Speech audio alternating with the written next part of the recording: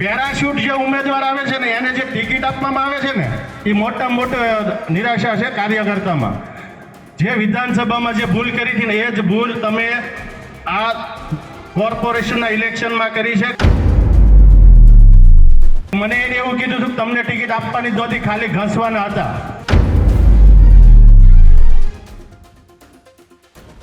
હું મોઢે કહું છું, રજનીભાઈ આવું મને કીધેલું. નમસ્કાર, સીધી વાત કરું. આ વિડીયો આમ આદમી પાર્ટીના કાર્યકર્તાનો છે અને આ સુરતથી વાયરલ થયો છે. કેમ વાયરલ થયો છે? કારણ કે આ ઘટના શું હતી તેની વાત કરું તો આમ આદમી પાર્ટી જે સુરતમાં પોતાની સત્તા બનાવવાના સપના જોતી હતી તેમાં ખલેલ પહોંચી છે અને વાસ્તવિકતામાં તેમને 4 સીટ મળી છે. આ 120માંથી જ્યારે 27 સીટ તેમની પાસે હતી તેમાંથી 4 સીટ પર આવ્યા બાદ મનોમંથન કરવું વાસ્તવિક હતું ને વ્યાજબી પણ હતું કે તમારું આ રીતે ભૂંડી હાર કેમ થઈ. કારણ કે સુરતની જનતા પણ જેને વિપક્ષ તરીકે જોતું હતું તેને વિપક્ષનો પણ દરજ્જો મળ્યો નથી.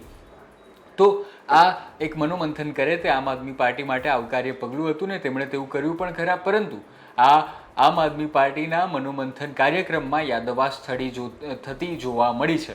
શું થયું છે આખો મામલો? પહેલા આપણે વિડીયો વાયરલ જે થયો છે તે જોઈએ ને ત્યારબાદ આનું રાજનીતિક એંગલ શું છે તે પણ આપણે થોડી ચર્ચા કરીએ. પહેલા તો શું કામ હાર્યા એનું આંકલન કરવાની વાત હતી. તો ઘણા અધિકારીઓ, આપણા પદાધિકારીઓ છે, ફોન કાર્યકર્તાના ઉપાડતા નથી. પહેલું એ ઘણા પદાધિકારીઓ ફોન ઉપાડતા નથી કાર્યકર્તાને ઇગ્નોર કરવાની જે સિસ્ટમ છે એ પહેલો મુદ્દો.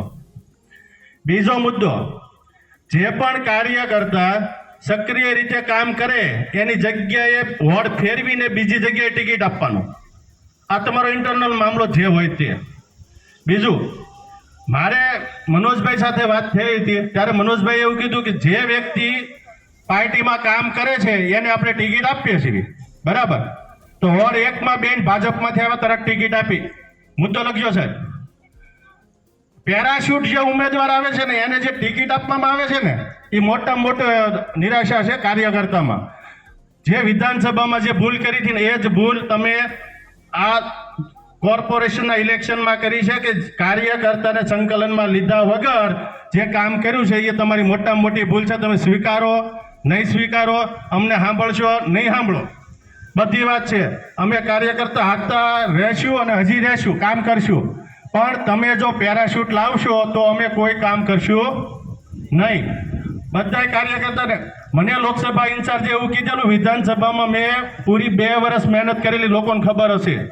પણ લોકસભા ઇન્ચાર્જ હું આંગળ ચીંધીને કહું છું કે મને એને એવું કીધું હતું કે તમને ટિકિટ આપવાની જ નહોતી, ખાલી ઘસવાના હતા.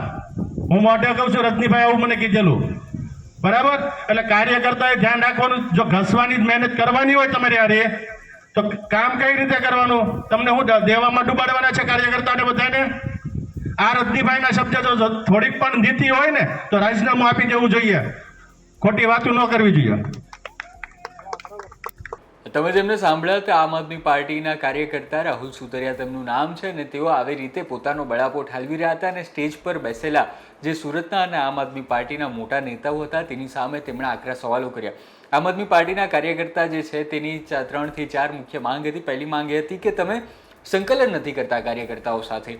બીજી વાત એ હતી કે તમે પેરાશૂટ નેતાઓ લાવો છો. આ પેરાશૂટ નેતા એટલે કોણ? તો કે શું તેઓની આંગળી જે હતી તે મનોજ સોરઠિયા તરફ હતી કે પછી બીજા ઘણા બધા નેતાઓ, એટલે કે આમ આદમી પાર્ટીમાં કોંગ્રેસથી આવેલા નેતાઓને પણ આ વખતે ટિકિટ આપવામાં આવી હતી. તો શું તે લોકોની ઉપર આંગળી ચીંધવામાં આવી હતી? અને સાથે સાથે તેમણે એ પણ વાત કરી કે અમને ખાલી ઘસવામાં આવે છે. અને બીજો મહત્વનો મોટો આરોપ તેમણે રજની વાઘાણી પર લગાવ્યો, જેઓ અત્યારે લોકસભાના ઇન્ચાર્જ હતા અને તેમનું અત્યારે સુરતની આમ આદમી પાર્ટીના કેડરમાં મોટું નામ ગણવામાં આવે છે. તેમને ઉપર તો આરોપ લગાવતા એવું પણ કહી દીધું કે જો તમારે આવું ન થાય તો રાજીનામું પણ આપી દેવું જોઈએ જો તમે તમારી વાતથી સહમત હોવ તો. અને તેમની પર જે આરોપ લગાવવામાં આવ્યા હતા તે પણ ખૂબ ગંભીર હતા. તો ટૂંકમાં વાત એવી છે કે આમ આદમી પાર્ટી જે અત્યારે નવી સવી છે અને પોતે તો હજી ઉભરી રહી છે, ત્યાં જ તેમની અંદર આવો યાદવાસ સ્થળી થાય તો સવાલ એ પણ થાય કે શું આ સંઘ જે છે આખો તે 2027માં કાશીની બદલે ગાંધીનગર પહોંચશે ખરો કે કેમ? જવાબ તમે અમને કોમેન્ટમાં જણાવો. કારણ કે અત્યારે સ્થાનિક સ્વરાજ્યની ચૂંટણી જેને સેમિફાઇનલ તરીકે જોઈ રહ્યા હતા તેમાં તો આમ આદમી પાર્ટીનું ભૂંડી રીતે હાર થઈ હોય તેવું દેખાઈ રહ્યું છે, પરંતુ 2027માં તેમની પાસે થોડો સમય છે, તેઓ આવી રીતે બદલાવ લાવી શકે છે. પણ કાર્યકર્તા જે છે તે ગ્રાઉન્ડ પર કામ કરવાનો છે, તે જ અસંતુષ્ટ હોય તો તેઓ જનતા પાસે કઈ રીતે જશે તે પણ એક મોટો સવાલ છે. ટૂંકમાં અત્યારે આમ આદમી પાર્ટીની એક બાબત સારી છે કે ત્યાં નાનો કાર્યકર્તા પણ તેના સ્ટેજ પર બેસેલા મોટા નેતાઓની સામે આવા સવાલો કરી શકે છે, અને ત્યાં જે સ્ટેજ પર બેસેલા હતા તે તમામ મોટા નેતાઓએ આ આખી જે વાત હતી તેને ખૂબ ગંભીરતાપૂર્વક અને શાંતિથી સાંભળી છે. તેમણે અત્યાર સુધી પોતાનો આકરી પ્રતિક્રિયા નથી આપી. તેમણે કાર્યકર્તાની વાત સાંભળી હોય તેવું જ અત્યાર સુધી લાગી રહ્યું છે.